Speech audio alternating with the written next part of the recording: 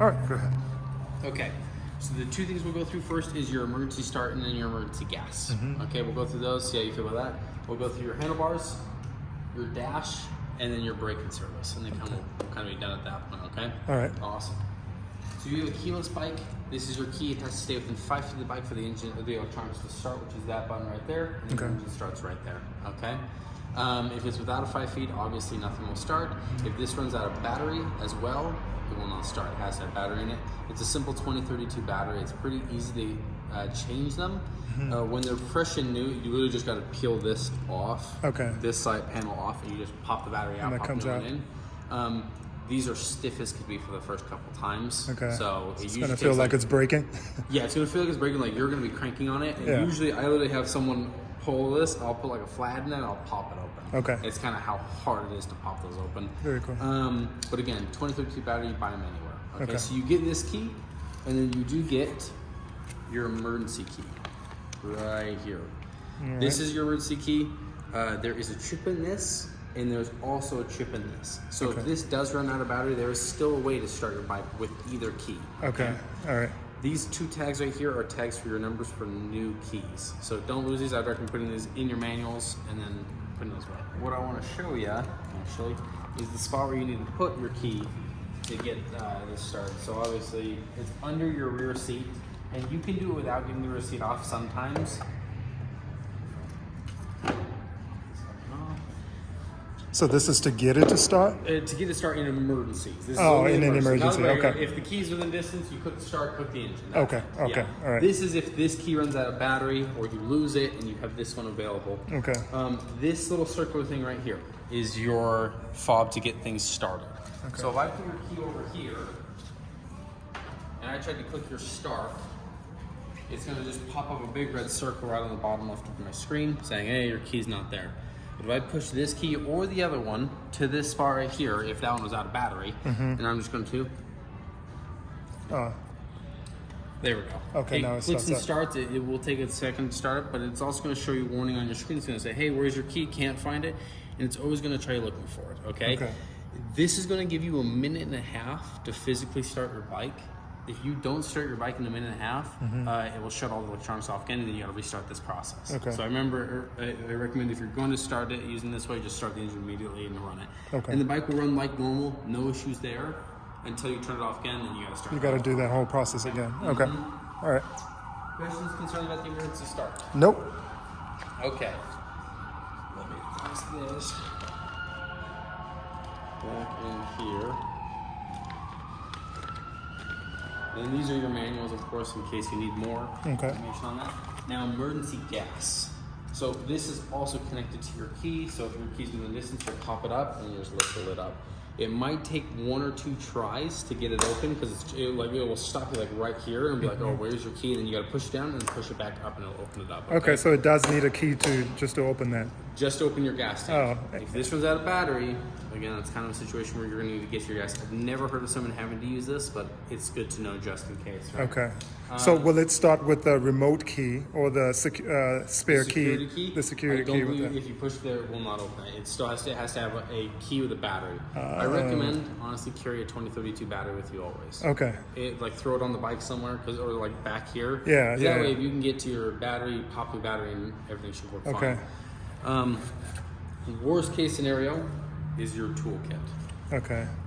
Again, I've never heard of someone having to use this, but it's good to know, again, for future reference, if in case.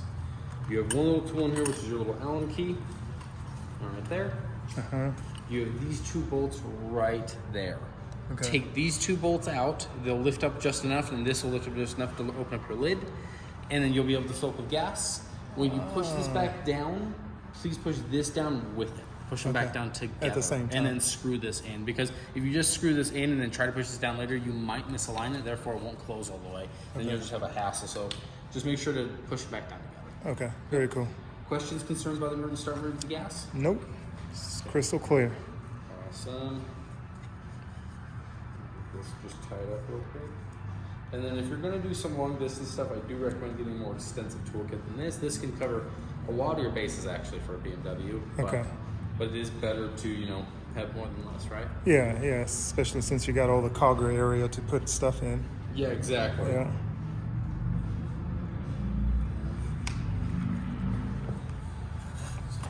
There. Your seat's kind of a weird one to get on. You always kind of miss it. So you want to put in the back first. Kind of line that up, push that in, and then pop it down. And then obviously you hear a popper. Okay. Awesome. Handlebars. We'll go from the right to the left here. Your heated grips are going to be right here. Your different modes are going to be right here. So the modes are going to change how the bike functions and handles. We are going to send you out in rain mode. It's not because you're a bad driver. It's not we denounce your riding abilities, but because these tires are so fresh, they still have that like greasy residue on their tires. Okay, yeah. We want you to scrub those off a little bit before you start pushing the bike. Okay. Yeah. Rain mode is just going to make you extremely linear. Your torque and ABS and traction control are going to be super low. Okay. All of that. So it's all going to be low, really easy to ride, and then you have your dynamic and your enduro modes, which we'll go through as well. Okay. BMW states for you to change modes, you should pull off to the side of the road, pull your clutch in, and shift your mode. No one does that. Okay. If you're in a safe location, stop at a stoplight, Yeah. stop sign, or you're moving and you know you can pull your clutch in to shift, pull your clutch in, click your modes, it'll be on your screen, and we'll show you that when the screen's on, it's a little bit easier. Okay. And then you shift to your new mode, release your clutch, and your bike will be in that mode. Okay. You have your emergency kill switch, your start switch right there. Here's your cruise control. So cruise control, how to activate is you're gonna click it over and then click it down, okay? Yep. If you wanna go 1 mile an hour faster, Click it 1 up. mile an hour slower. Click it If you down. click and hold either direction, it will jump by 5s, okay? Okay. There's 4 ways to stop the cruise control from working or turning it off. Pulling your clutch in, downshifting, either brake, and then you actually have a little detent forward like this. If you click it forward and you'll feel it, it will also shut off your cruise control as well. Okay. Yeah. Kind of weird. What we do recommend though, if you're not using the cruise control, keep it in the locked Keep it position. off. We've had dudes on, it's usually double R's, but they go into a canyon, they start going low, we've had guys click it with their thumbs, Yeah. and almost drags them through a corner. So Oh, yeah. we just recommend if you're not going to use it, lock it. Okay. Yep. Here's how to shut off traction control. You cannot shut off ABS anymore because it's just too far past what we're capable of. With it, you can put it really low, but you can't turn it off anymore. Okay. This is to adjust your electronic suspension. Again, that's something better to show you with the screen on. All right. Menu buttons are right here. Your lights is going to be right back here. It's always going to have its main beam on, but to high beam, you're going to click it forward. That's going to be solid. Or if you want to flash to pass, just click it in. Okay. Okay. Turn signals horn. Okay. All right. Questions? Nope. Crystal. It will always do this process. It'll run through. It takes about 20-30 seconds. You see that ABS and traction control are flashing at you. That is not because they're not working. It's just because this bike's not moving. Once you move 10 feet, they should shut off like nobody's business. Okay. If I click and hold my up on my traction control, it will say off, and then that will stay solid. That means your traction control is off. It's off. You do not want to shut off traction control for every off-road adventure. If you're, going on a dirt road, gravel road, just click it in enduro and you're good to go. But if you're going into sand or mud, we do want you to shut off traction control because at that point you're basically going to have your feet down. You're going to be trying to spin your tire to get out of it. And if you have your traction control on, even into its lowest levels, you're still going to be burning up your clutch doing that because you're going to want to spin your tire to get out of it, and your bike's going to stop you. And so that's the problem. Okay. So that's one way of shutting it off. But again, that's only sand and like thick mud. Okay. You really want to be doing that. The electronic suspension is this right here. If you click down, so you have your preload right there. You have 2 modes there, road and dynamic. Okay. I can't adjust the amount of people over here on the right side until the bike is physically on, but you can adjust for like 2 people in luggage, 1 person in luggage, so you can have your proper suspension settings for yourself. Okay. One thing that you should know though, road is going to be a lot softer suspension. If you click your bike into enduro or dynamic, you cannot choose your suspension after that. It will stay in dynamic suspension because it does not want you to damage your suspension by going off-road with a softer suspension. Okay, So, yeah. Going through your screen right here, you have your RPM scale right there, your gear, your speed, your modes are right at the top, and you're going to see it's going to scroll through them like a wheel, and so you can just go through those, the ones you want. Okay. One thing to notice is this bar up here. If you click up, it's actually going to scroll through basics of your bike. So trip 1, trip 2, gas mileage, your MPG that you're getting at average, your time on bike, resting time of bike. A bunch of this stuff personally to me is kind of useless. If you like all of it, good for you. If you don't, we'll show you how to shut off a lot of it because I usually keep trip 1, trip 2, gas mileage, tire pressure. So I have That's 4 it, things to yeah. flip through instead of 12. You know what I mean? Because this is quite a bit to go through, so it's a lot. But we'll show you how to turn those off, okay? Awesome. You see right there that your heated grips are actually on. And if you click here, it will actually go down 2, 1, 0, and then back up to 3 if you click it again. And so 3 is pretty hot. Okay. So just be careful with that because it gets cooking. Yeah. And so just watch where that's at. And if you click down in your menu button, you're gonna have My Vehicle, Navigation, Media, Telephone, and Settings. You see that these 3 aren't connected is because your phone's not connected yet, nor is your helmet. Once you connect your phone, you'll get navigation. Once you connect your Bluetooth helmet, you'll get media and telephone at that point. Okay. We don't have to connect it today. If you'd like to connect your phone, we totally can. And connect your helmet can. But we do want to show you the app you should get, and it'll just be helpful at that point. Okay. All right. So My Vehicle. You're going to go to this screen right here. It's going to have your miles per gallon you have left, your voltage, your PSI on both front and rear, and you obviously that nothing is actually saying PSI. It's because your tires haven't moved. Once they move a few rounds, because it takes that pressure on them moving to actually get you a proper reading. And then your engine temp right there. You see that it says one message at the top right left corner. That's just because you have a brake in service in 600 miles, and that's what it's warning you of. Okay. Usually it should say check okay, and it should be in the color green. So. Okay. Scrolling over, and just so you know, with the wheel, this is how you're doing it, just scrolling in and out like that. And so fancy. Yeah. with trip 1, we do like to reset these with you because I didn't know what that meant for the longest time. It's actually just a double click in, reset that value for you. Okay. And then trip 2 can actually have it automatically reset every time you fill with fuel. That's if you want it or not. I'm not going to set it for you, but if you want, just go back and just put a check mark on that, and you should be good to go. Okay, so every time you fuel up, it'll change, it'll zero that out. Reset trip 2. Okay. Okay. This is, again, your tire pressures. This is giving you what you should roughly be around. Please, whatever you do, fill up your tire pressures off of what your handheld pressure reader says, not of what the screen says. Because if you're filling it up, it's going to throw out numbers if the bike is on, but those are not going to be accurate. It still needs to rotate a bunch of times for it to get an accurate reading. And so fill it up off of a hand pressure and then drive it, and it should be accurate at that point. Okay. Yep. Awesome. This is just telling you have a service done in 618 miles or at that date, whatever comes first. Okay. That will be your brake and service, and again, we'll go through that more. And it just says this is a service due. Okay. That's it. We'll go back, and then if you click up in your menu, go back to this. We'll go to settings, vehicle settings. Okay. RDC is your tire pressure warnings, because when you kick this bike into enduro mode and you really start doing some aggressive off-roading, you're going to want to drop your tire pressures, but your screen's going to be blaring at you because of that. It's like, this is not right. Yeah. Just, you can go into here and shut that off. Make sure whatever you do, go off what the check mark says, not off what the word says. Because the word says off, but it is actually on because the check mark is there. It's asking if you want to turn it off. So, going back, ride mode pre-selection, because I believe you do have pro modes. You have an Enduro Pro. Okay. You can only have 4 modes up on your screen at a time. You can choose whichever ones you want to. Within a pro mode, Enduro is set as a standard settings of what Enduro does for us. So low, high torque, low ABS, low traction control. But if you want something a little bit different for yourself, I click off Enduro and I go down to Enduro Pro. I can go into this and I configure it however I want to. So you can have medium torque and low ABS, low traction, or you can have instant torque, but high ABS traction. You can adjust it to whatever you want for your off-road style or riding. Okay. Right. So it's just a way of doing that. And then again, if you go down to reset, it'll reset it all. And don't be concerned, like if you go in here, it'll actually tell you what it's most considered to do. So if I scroll, it's gonna say this is dynamic engine response. So that's almost instant torque. Or if I scroll down, it's gonna say road, this is more optimized for quick response, then rain will be the easiest response. So it will tell you what it's doing when you select that, and then again, you just go back and adjust whatever you want to, okay? I'm gonna turn off pro mode for now, and you can just turn it on whenever you're ready, okay? Awesome.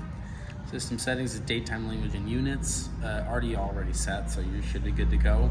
Connections is how we'll connect your phone to the bike and your helmet when you're ready to do so. Okay. Again, you don't have to do it with us, but if you have any issues at all, just give us a call, or if you come back through, I don't know, or if you drop off the bike at Colorado, they'll be able to help you as well. So is it a specific helmet?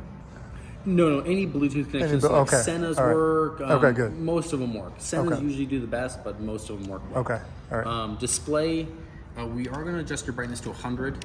just because it will auto dim down, but it will not go above that 60%. So if light is directly on your screen, it's really tough to see without 100% brightness, but we just adjust that anyways.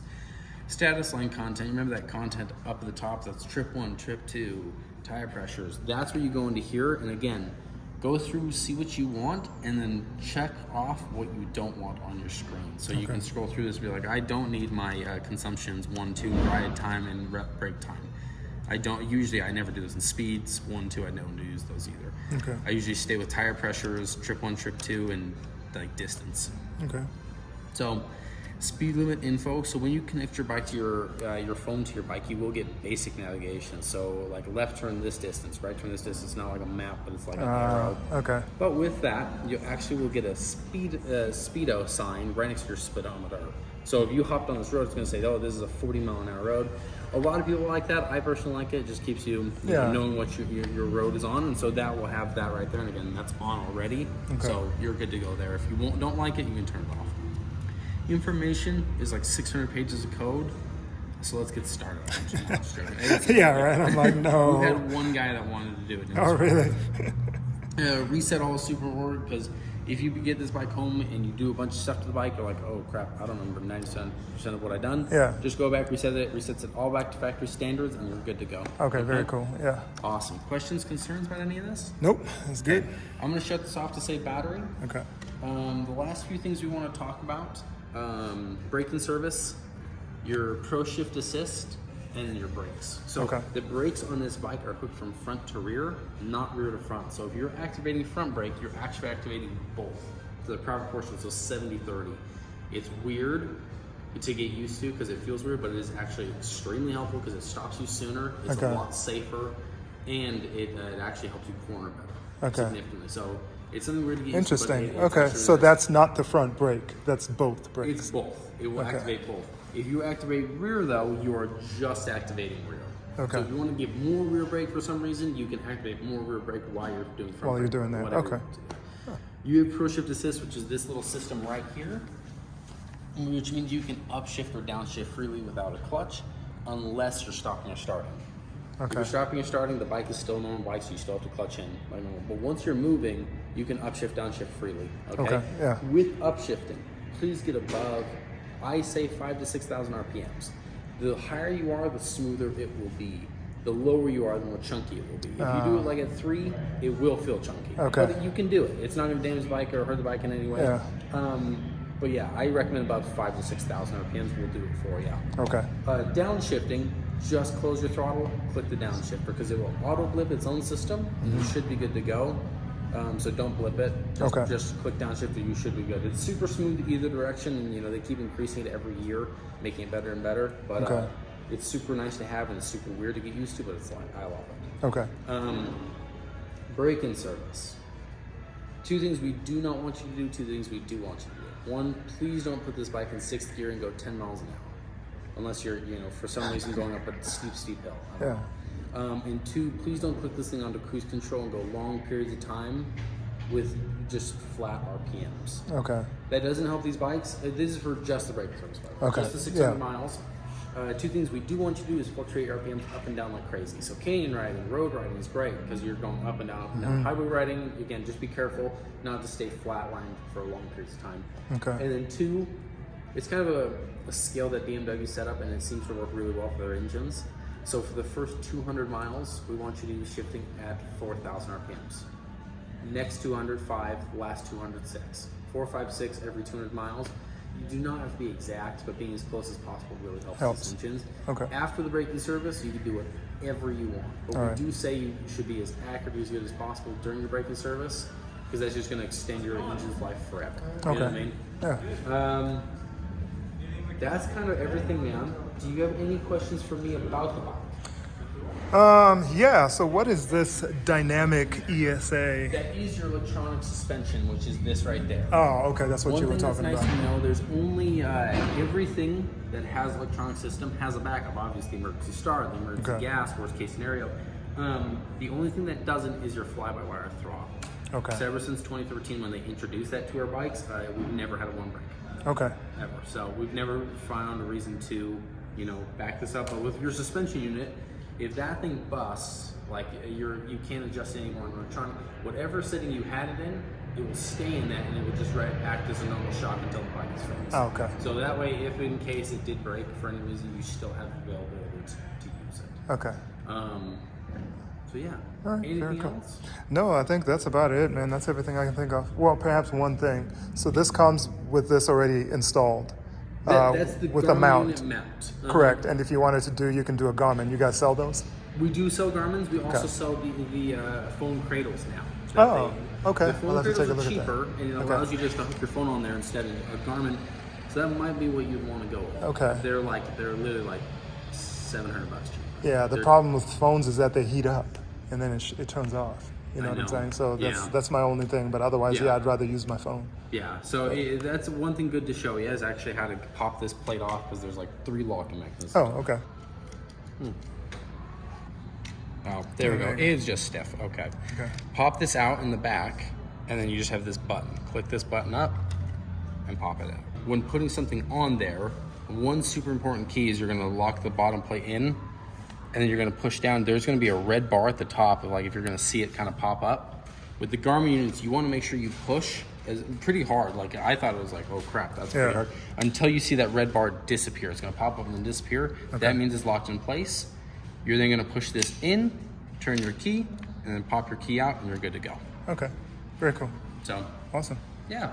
So this stays on unless you've got the navigation on there. You pop that out, you put the navigation on. You put the navigation on there, and then just pop this plate in your navigation box. That way you still have it. Okay, that's it. All right, that's Yeah. good. Okay, man. Very nice, man. Well, thanks a lot, Ian. Of course. I really appreciate it. So that's about it, guys. That was Ian right there, just kind of showing us around and giving me a walkthrough of the bike and how everything works. I think he did a fantastic job with that. So I'm gonna get out of here, go outside and actually try to load up the bike. They got it parked on a mound and we're just gonna try to drive it in. So we'll see what happens there.